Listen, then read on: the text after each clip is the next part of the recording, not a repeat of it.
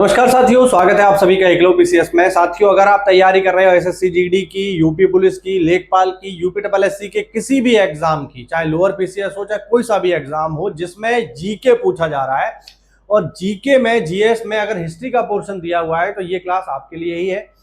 इस मध्यकालीन भारत की क्लास में मैं आपको मध्यकालीन भारत का पहला हिस्सा 712 ईस्वी से लेकर 1206 तक, यानी मोहम्मद बिन कासिम के आक्रमण से लेकर के ऐबक वंश की स्थापना तक, कुतुबुद्दीन ऐबक तक, आपको गुलाम वंश की स्थापना तक, ये मैं आपको पूरा का पूरा बता दूंगा। ठीक है, पहली क्लास में। ठीक है, इससे पहले की क्लास में मैं आपको आधुनिक भारत का वन शॉट रिवीजन ऑलरेडी करवा चुका हूं, तो ये रिवीजन क्लास रहने वाली है, आपके लिए बहुत इंपॉर्टेंट है। तो चलिए बिना किसी देरी के, बिना ज्यादा बात के इसको शुरू करते हैं।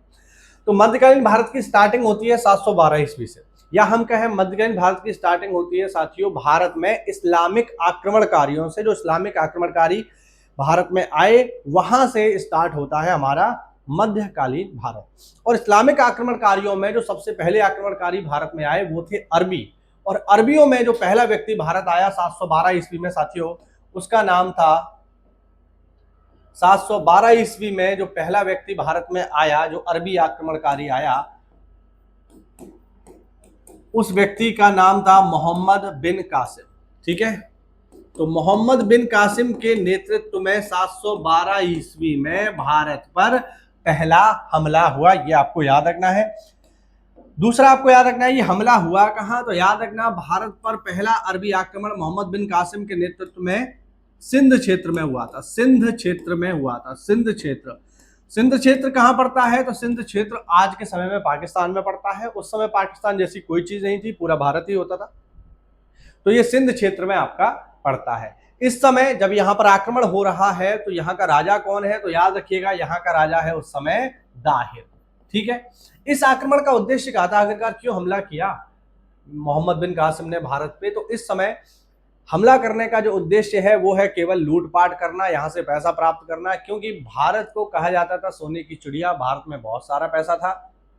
तो उस पैसे को लूटने के लिए कि कैसे भी करके ये पैसा हमें मिल जाए, क्योंकि जितने भी आक्रमणकारी हैं, चाहे मोहम्मद बिन कासिम हो चाहे महमूद गजनवी हो, ये सब बहुत गरीब हैं, इनके पास कोई बहुत ज्यादा पैसा नहीं है, और ये दूसरे ये सीधे सीधे लुटेरे हैं। तो इनका उद्देश्य क्या था, यहाँ पर आओ, लूटपाट करो और यहाँ से पैसा लूट करके अपने क्षेत्र को विकसित करो। सीधी सीधी बात है, सीधे लुटेरे हैं ये लोग।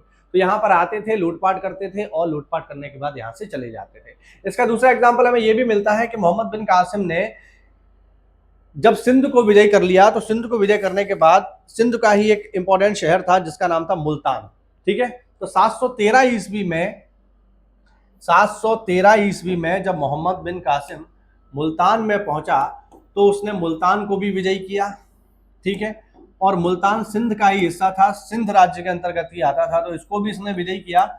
और मुल्तान से उसे इतना ज्यादा सोना प्राप्त हुआ, इतनी बड़ी मात्रा में सोना प्राप्त हुआ, क्योंकि एक औद्योगिक नगर था, व्यापारिक नगर था, कि उसने मुल्तान का नाम बदल करके स्वर्ण नगरी या स्वर्ण नगर रख दिया, क्योंकि यहाँ से बड़ी मात्रा में उसको पैसा प्राप्त हुआ। तो आपको क्या याद रखना है, भारत पर पहला अरबी आक्रमण 712 ईस्वी में किसके समय में हुआ, मोहम्मद बिन कासिम ने किया था। किसके समय में, दाहिर के समय में किया था। जिस समय आक्रमण हुआ है उस समय में राजा कौन है, तो जैसा कि मैंने बताया दाहिर उस समय राजा है। और इस आक्रमण को करने का उद्देश्य क्या था, ये जरूर याद रखना है। तो उद्देश्य क्या है, भारत में लूटपाट करना। तो 712 ईस्वी में आक्रमण हुआ, 713 ईस्वी में इन्होंने मुल्तान को जीत लिया। जब ये पूरा क्षेत्र जीत लिया तो यहाँ के लोगों पर उन्होंने एक टैक्स लगाया जो भारत में पहली बार इंप्लीमेंट हुआ, और उस टैक्स को हम लोग नाम देते हैं जजिया। याद रखना, पेपर में खूब पूछा जाता है, भारत में सबसे पहले जजिया कर किसने लगाया, तो आप जवाब दोगे मोहम्मद बिन कासिम। मोहम्मद बिन कासिम वो व्यक्ति था जिसने सबसे पहले भारत में जजिया कर आरोपित किया। जजिया कर क्या था, तो अगर आप नॉन मुस्लिम हैं, नॉन मुस्लिम मतलब आप मुस्लिम नहीं है, मुस्लिम छोड़ के कुछ भी हैं, आप हिंदू हैं, जैन हैं, बौद्ध हैं, पारसी हैं, ठीक है, तो जितने भी ये धर्म है जो मुस्लिम नहीं है, तो मुस्लिम धर्म को छोड़ करके जितने भी धर्म बचे, उन लोगों को एक टैक्स देना पड़ता था जिसका नाम था जजिया। ठीक है, तो जजिया कर यहां पर शुरू किया, याद रखना। ठीक है, उस समय में जजिया कर से कुछ लोग बचे हुए थे, जैसे ब्राह्मण बचे हुए थे, विकलांग बचे हुए थे, ठीक है, पुजारी वगैरह, क्योंकि इन लोग के पास ये माना जाता था कि पैसा वैसा नहीं होता है, तो इन पर ये टैक्स से इनको छूट प्राप्त थी, ये याद रखना। तो 712 ईस्वी में आक्रमण हो गया, 713 ईस्वी में जजिया कर इंप्लीमेंट हो गया, ये आपको यहाँ तक याद रखना है। इसके बाद और आगे बढ़ेंगे तो ये आते थे यहाँ पर, लूटपाट करते थे और चले जाते थे। इसके बाद अगली जो महत्वपूर्ण घटना हुई है साथियों मध्यकालीन भारत में, वो हुई है 750 ईस्वी में। 750 ईस्वी की घटना, बस आपको ये याद रखना है कि 750 ईस्वी में पाल वंश की स्थापना हुई भाइयों। पाल वंश, देखिए पाल वंश कहाँ का है? पाल वंश बंगाल का है, ठीक है। आपको इसमें क्या याद रखना है? आपको इसमें याद रखना है पाल वंश का संस्थापक कौन था, तो वो था गोपाल, याद रखना। बहुत ज्यादा इसमें डिटेल या इंफॉर्मेशन नहीं है जो आपसे एग्जाम में पूछी जाए, ठीक है।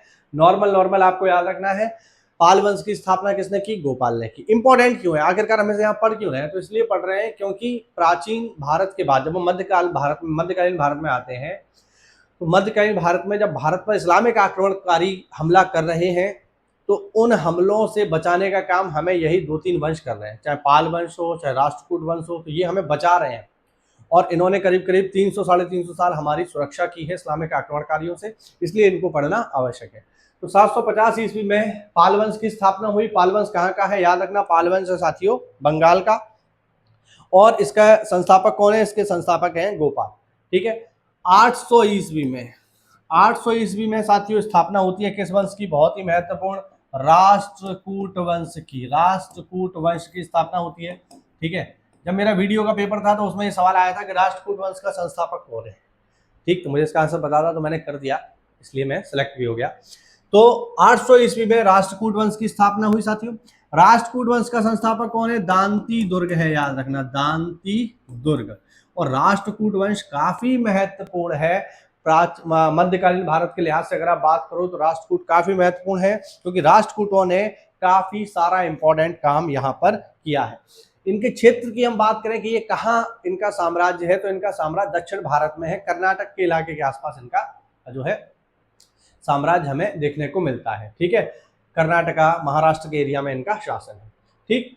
राष्ट्रकूटों से जुड़ा हुआ एक फैक्ट आपको और याद रखना है जो कि काफी इंपॉर्टेंट है, एग्जाम में पूछा जाता है कि राष्ट्रकूटों ने स्थापत्य कला के क्षेत्र में काफी महत्वपूर्ण काम किया। जैसे क्या काम किया? तो राष्ट्रकूट ही वो लोग हैं जिन्होंने एलोरा गुफाओं का निर्माण कराया। एलोरा गुफा पेपर में पूछा जाता है, एलोरा गुफाएं किसने बनवाई? आप जवाब दोगे राष्ट्रकूटों ने। पेपर में पूछा जाता है कैलाश मंदिर, बहुत ही फेमस है, आप सब लोगों ने सुना होगा, ठीक है। कैलाश मंदिर, ठीक है। कैलाश की शुद्ध वर्तनी भी आपको पता होनी चाहिए, पेपर में हिंदी भी आती है तो वहां पर शुद्ध वर्तनी पूछता है भाई, ठीक है। तो इसको कैलाश नहीं बोलते, इसको कैलाश बोलते हैं। शुद्ध वर्तनी इसकी क्या है? कैलाश। कैलाश नहीं है, सिटी वाला सा नहीं बनता, याद रखना। तो चाहे महाराष्ट्र में कैलाश मंदिर हो, महाराष्ट्र में एलोरा गुफाएं हो, ये सब कौन बनवा रहे हैं? ये सब बनवा रहे हैं राष्ट्रकूट वंश के लोग। और जो कैलाश मंदिर है ये तो बहुत ही फेमस है, एक पूरी चट्टान, एक पूरे पहाड़ को काट करके बनाया गया है, बहुत ही सुंदर है, बहुत ही यूनिक है। आप इंटरनेट पे सर्च करिएगा तो उसके इमेज वगैरह आपको दिख जाएंगे कैलाश मंदिर के, बहुत ही फेमस है। तो कैलाश मंदिर किसके द्वारा बनवाया गया है? कैलाश मंदिर बनवाया गया है साथियों राष्ट्रकूट वंश के द्वारा, ठीक। इससे थोड़ा और आगे बढ़ेंगे। वैसे तो देखो ये अपने आप राष्ट्रकूट वंश अपने आप में एक टॉपिक है, लेकिन अब चूंकि हम जिस एग्जाम की तैयारी कर रहे हैं वहां पर, जैसे लोअर पीसीएस की हम लोग तैयारी कर रहे हैं, या लेखपाल का पेपर देने हम लोग जाएंगे, या यूपीएससी का कोई पेपर देने जाएंगे, वहां पर 5 नंबर का इतिहास पूछा जा रहा है। तो हमें नॉर्मल सारी चीज़ों को टच करते हुए जाना है, किसी में बहुत ज़्यादा गहराई की जाने की आवश्यकता नहीं है, क्योंकि उतना पूछेगा नहीं। तो सामान्य जानकारी हमें प्रत्येक चीज़ की होनी चाहिए, ठीक है। 800 से थोड़ा आगे बढ़ेंगे तो हम पहुंच जाएंगे साथियों, 800 ईस्वी से आगे बढ़ेंगे तो हम पहुंच जाएंगे 985 ईस्वी में, ठीक है। 985 ईस्वी में क्या होता है मध्यकालीन भारत में?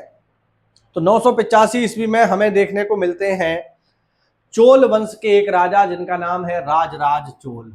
राजराज चोल, ठीक है।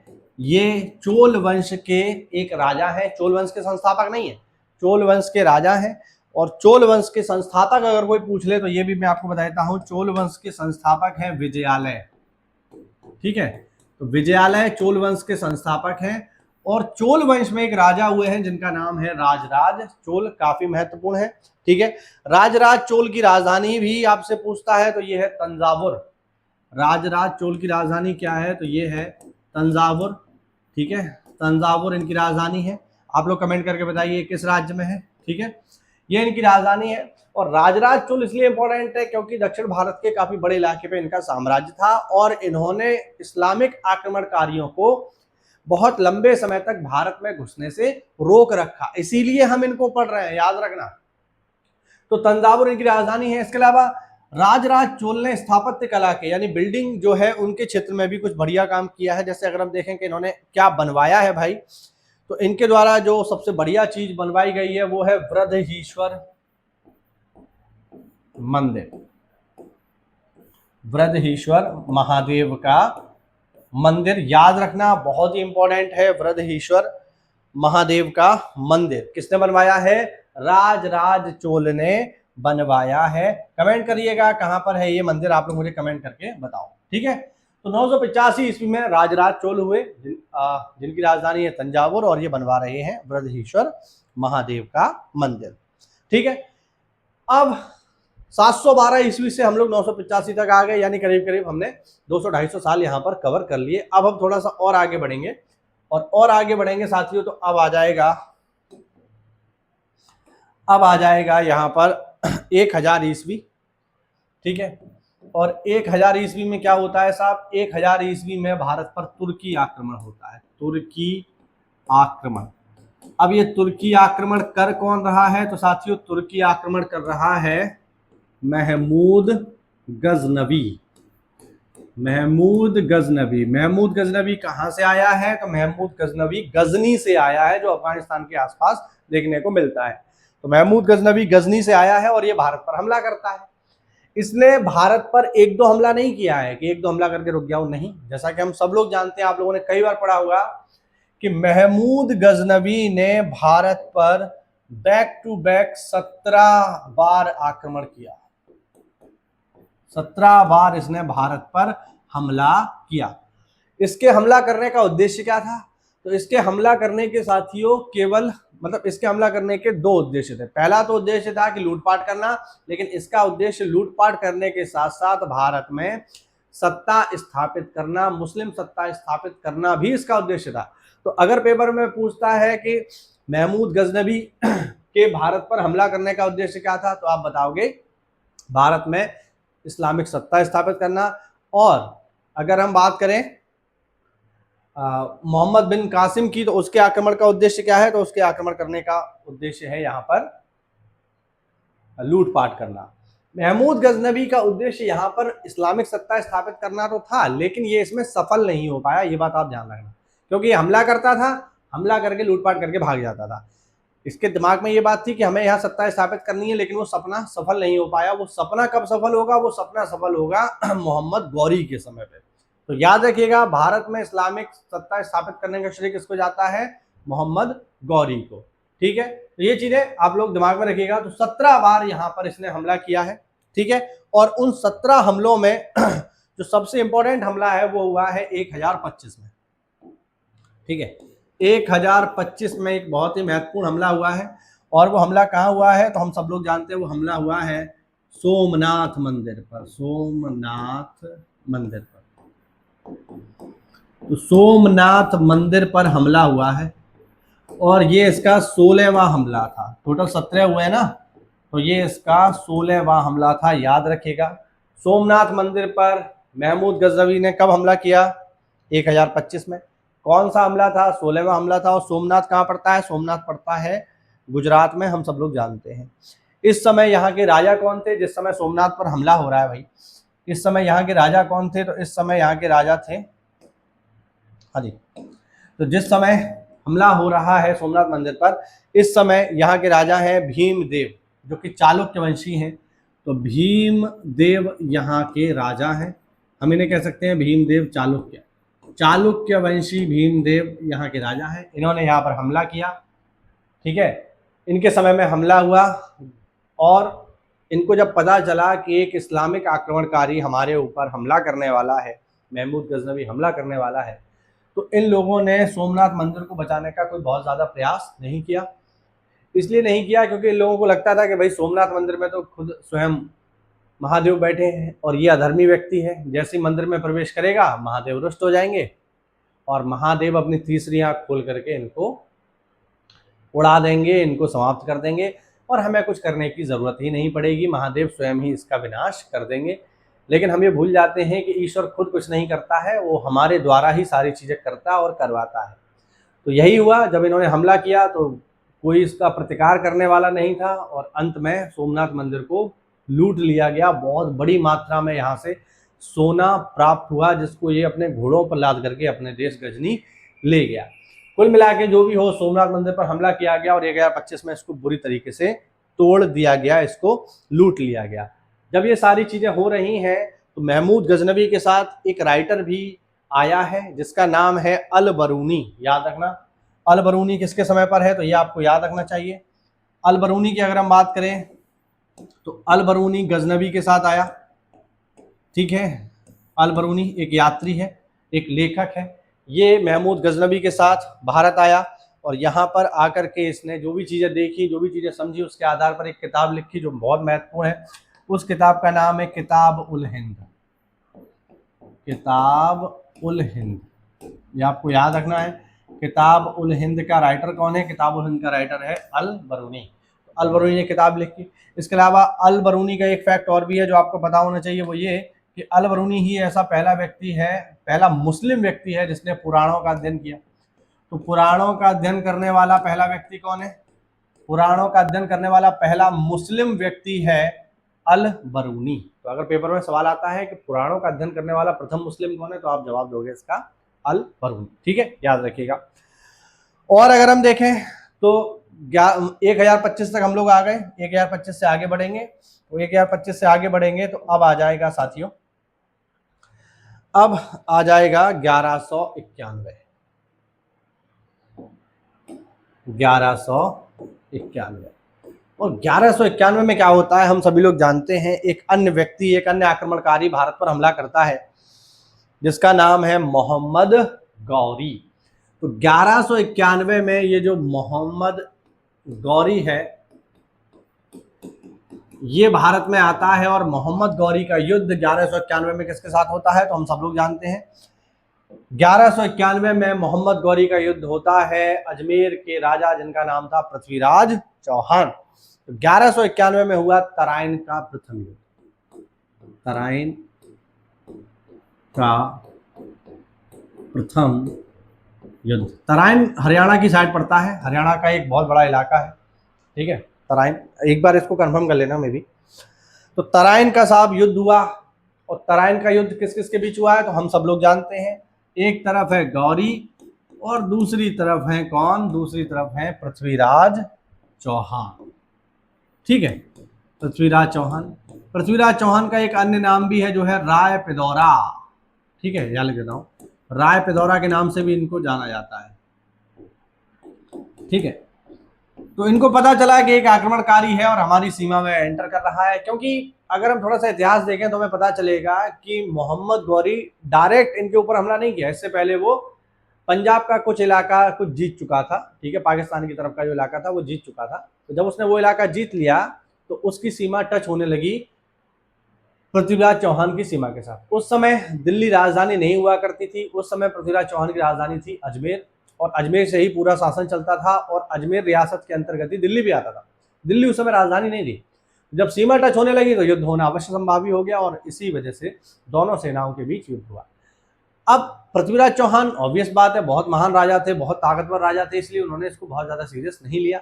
जब उन्हें पता चला कि युद्ध होने वाला है तो इस युद्ध को वो पूरी तैयारी से गए और इस युद्ध को उन्होंने बड़ी आसानी से जीत लिया। तो तराइन के पहले युद्ध में पृथ्वीराज चौहान विजयी रहे और गौरी बुरी तरह से हार गया।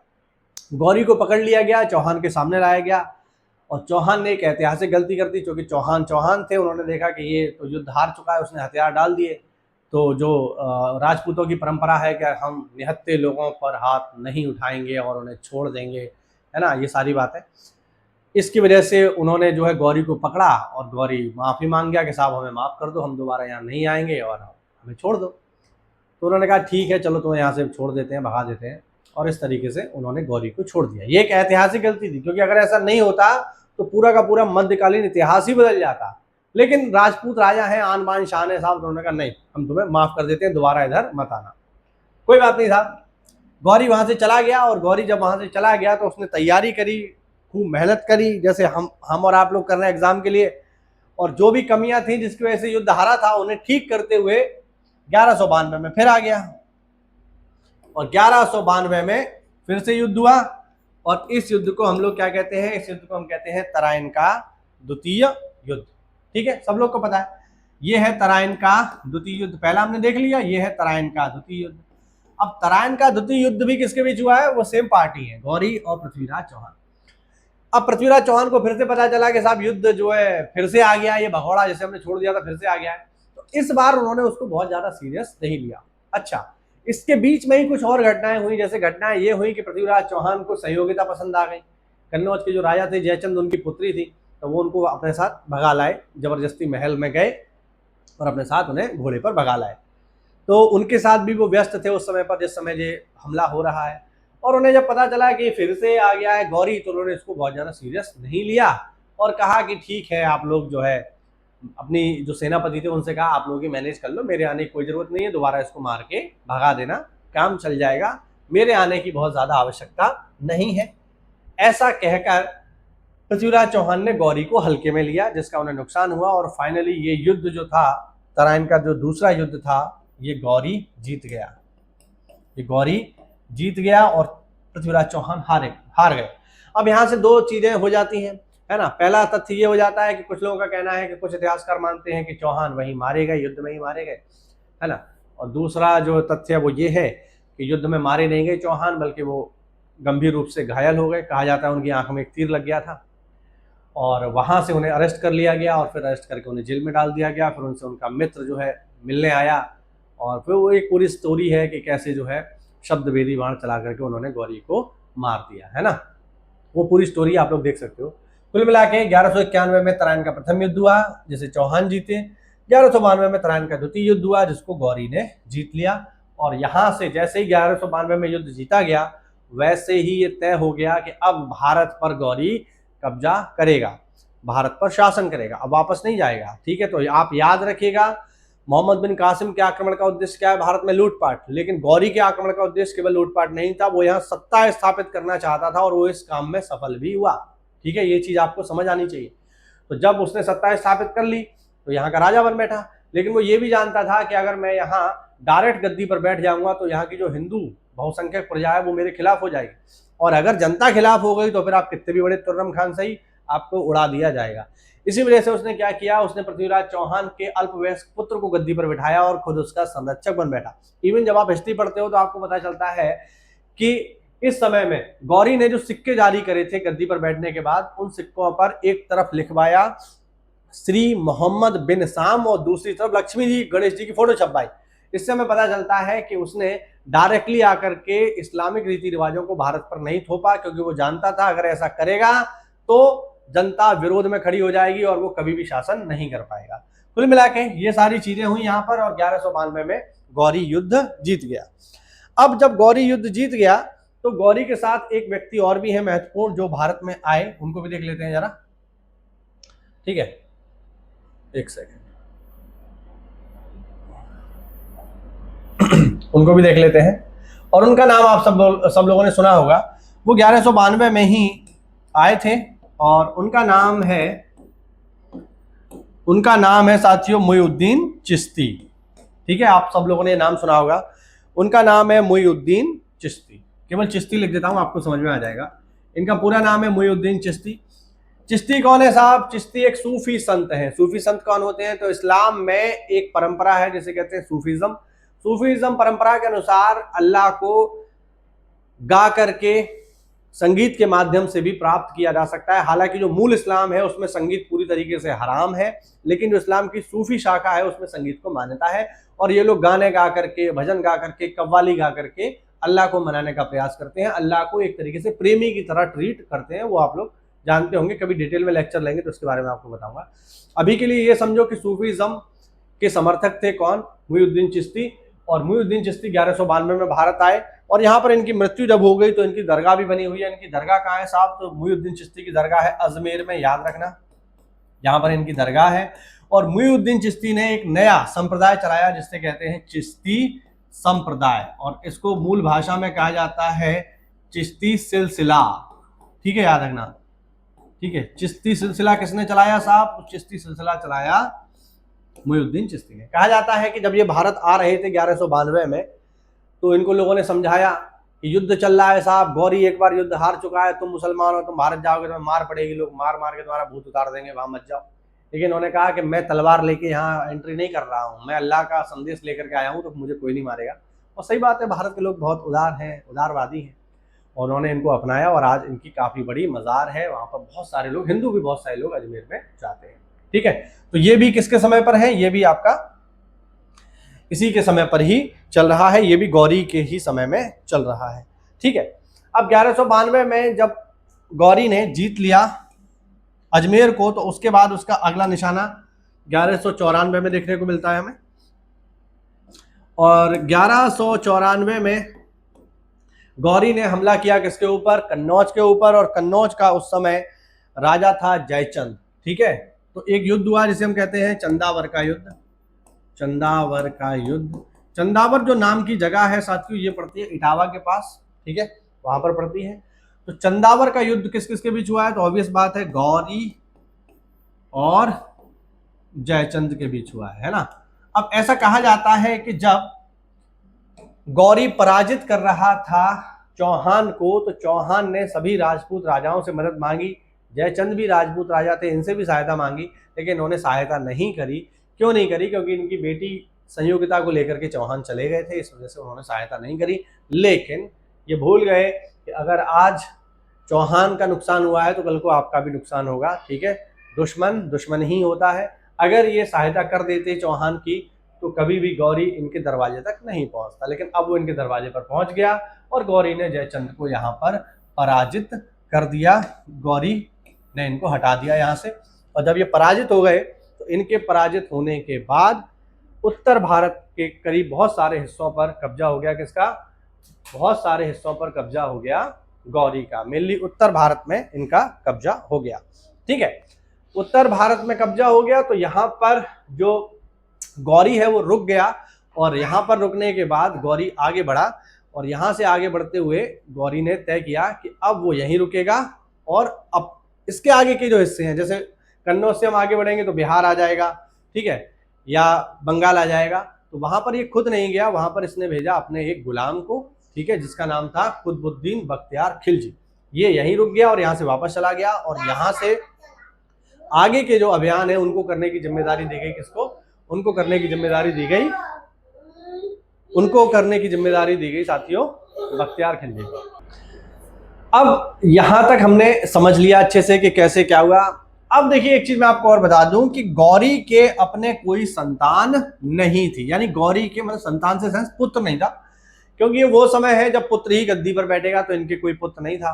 हालांकि इनके पास गुलाम बहुत थे, तो गौरी ये बात खुद कहता था कि लोगों के पास 1, 2, 4 पुत्र होते हैं, मेरे पास 1200, 1300 पुत्र हैं। मतलब गुलाम इसके पास इतने ज्यादा थे। और गुलाम का मतलब ये नहीं कि वो वाकई में दीनहीन अवस्था में थे, नहीं, ऐसा नहीं है। गुलाम का मतलब है कि वो खरीदे गए लोग थे, लेकिन वो लोग काबिल थे, और उन लोगों को इसने अपना सिपह सालार बनाया, सैनिक बनाया, सेना नायक बनाया, सेना में बड़े बड़े पदों पर रखा।